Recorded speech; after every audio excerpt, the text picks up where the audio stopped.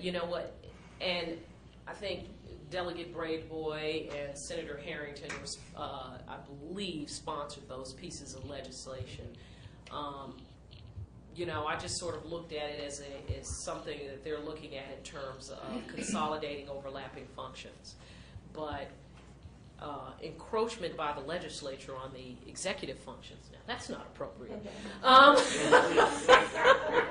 But I like the notion, and I talk about it on my website, of looking at the 30 agencies and the 30 budgeted agencies and sort of determining whether there are not only those, but across government at the county, state, and local level, and if the budget gaps persist, are there things that we are doing that are overlapping? There's certainly overlapping, duplicating functions in government, and I think we're going to have to really evaluate that under the current fiscal climate.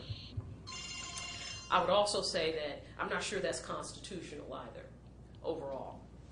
There actually has been Supreme Court precedents when legislatures attempt to take on executive functions and executive functions attempt to take on legislative functions. That's why regulation has the force and effect of law. Right. It is not law. So that's why we were curious why that was proposed by the county delegation, you know, at the state level to do something like that. Okay, thank you. Certainly something. I think the overall thought of duplicating functions is key, but not necessarily the encroachment issue. Okay. On the issue of selecting staff, and again, this is something I also talk about on my website. You know, I'm a big fan of Jim Collins. He's written a number of management books, Built to Last, Good to Great. And I really, you know, looking at what makes good organizations great. What's the difference between the good organizations and great operating in the same market? And one thing he talks about is the ability of leadership to get the wrong people off the bus, the right people on the bus, and the right people in the right seats on the bus. So I'm a big fan of that thinking right there. I think you've got to select leaders for your agencies that have a background in that agency and a vision for it. I'm big into vision. Where do you want to take this agency? So I think that will rule my thinking. I think you can have talented people in the wrong places, and they underperform. Also, you know, I'll have, you know, having a county stat, state stat type of approach, and that's just anybody who works with me and my work ethic. I mean, it's going to be difficult to work with me if you don't have a similar work ethic. So, and I do look at the data. I'm well known as a state delegate. I usually, you know, I have my notebook over there, but I used to walk around with this big chart of education stats. I mean, it's just 17 pages of data on the 233 schools at that time in the state that were failing to make adequate yearly progress. And I had data points on various, that's how I know the number of advanced students, that's how I know that figure. I was just tracking the data. I mean, I am really driven, and the data is not always perfect, but still, since we asked for all of this reporting, I feel we are bound to look at it. What does it say? Where is it leading us?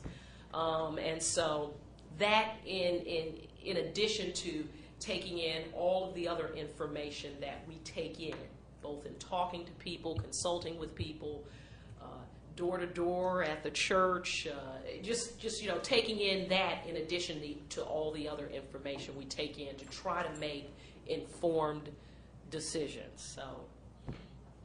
So that's how I approach selecting people for a team. Yes. Now, the county does have a performance management system in place, and yes, they do collect a lot of data.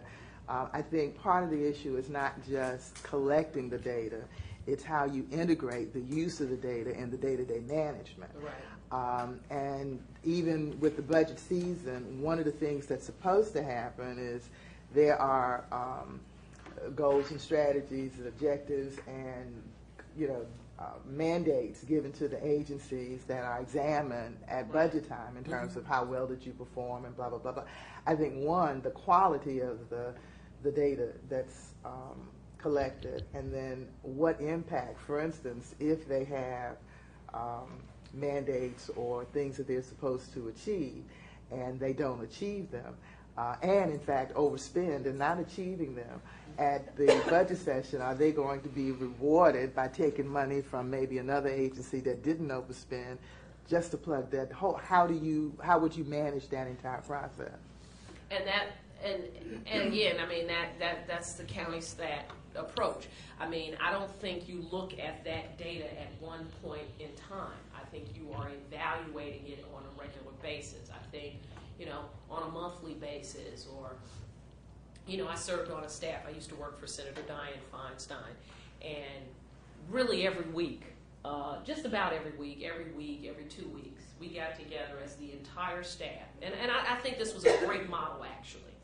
And we looked at the data, how many letters were answered, how many phone calls. We had a systemic way of looking at measuring progress. So when you come to that budget session, that end of year, approaching the next fiscal year, it will be no surprise. I mean, we will be monitoring progress towards that goal, and sort of measuring accountability up to that point.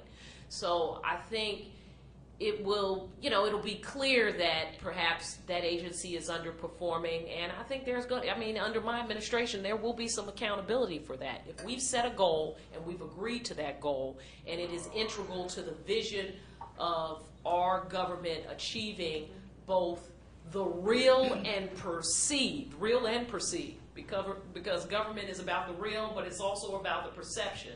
The real and perceived objectives of the administration, then there will be accountability for that. So it could come in budget dollars, it could come in employment action, it could come in any number of ways. Absolutely. I mean, that's the purpose of the data, to sort of look at what do we need to adjust. Why isn't this job being achieved? And the first goal is to support people in that. I'm going to be realistic. If we're not doing what we need to do to support achieving that goal, then I think we have to be fair to people. We haven't given you the tools to achieve the goal, but if you have the tools, we have the goal, you have the tools, why isn't it getting done? That question will always be asked. So. Change topics with you a little bit. Do you have a position on financial literacy in regards to education in the high school level? And I'm surprised there's nothing that's happened being mandated at the state or even the county level. And if we had a consistent education policy in regards to that, the last 3 years would have been a lot easier. Well, I do agree with you. I think financial literacy is a big goal.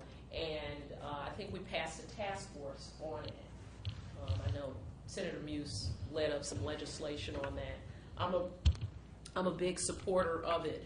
Are you talking about mandating it in the curriculum? Yes. Okay. So that's probably the issue. I'm sure that the school boards have resisted. They've resisted additional mandates. They have a lot to do in that 6 hours, including, meeting the ever-increasing standards of, the high school assessment exams and the Maryland State assessment. Being integrated into the curriculum. But I'm going to say so what? Yeah, I know. I think financial literacy is very important, but arts education, physical education, all kind of things. So what's your position as a county executive? I think and this is what I've said, and this is what I've said in step number 10. Here's one really big key.